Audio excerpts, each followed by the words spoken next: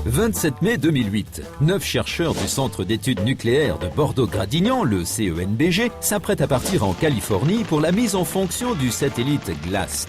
Enfin, GLAST, c'est le nom qu'il porte pour l'instant, car vous le savez peut-être, la NASA, par superstition, ne baptise définitivement ses satellites qu'une fois lancés dans l'espace et opérationnels. Des bruits courts, ce sera peut-être Enrico Fermi, du nom du célèbre physicien. Mais pour l'instant, c'est GLAST. GLAST pour Gamma Ray Large Array Space Telescope. GLAST, c'est donc un télescope qui, placé en satellite de la Terre, va regarder une lumière de l'espace, le rayonnement gamma. Il n'est pas le premier. Son prédécesseur, Egret, avait été lancé en 1991.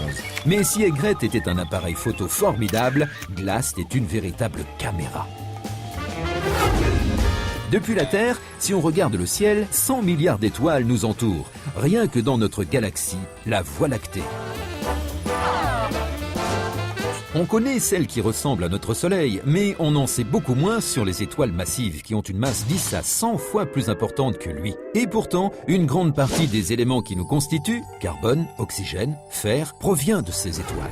Un de ces objectifs de GLAST est de filmer, ou plutôt de filmer les vestiges de leur mort, datant parfois de plusieurs millénaires. Car en fin de vie, elles explosent avec une violence inouïe et libèrent un énorme nuage de poussière d'étoiles avec en leur cœur un astre petit comme Paris, aussi lourde que le Soleil et qui tourne des dizaines de fois, voire des centaines de fois par seconde.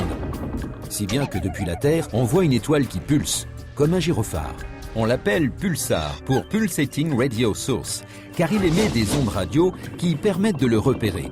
Mais certains d'entre eux émettent aussi des rayons gamma, et ceci intéresse particulièrement les scientifiques, car étant très énergétique, il donne une nouvelle information, une image en couleur.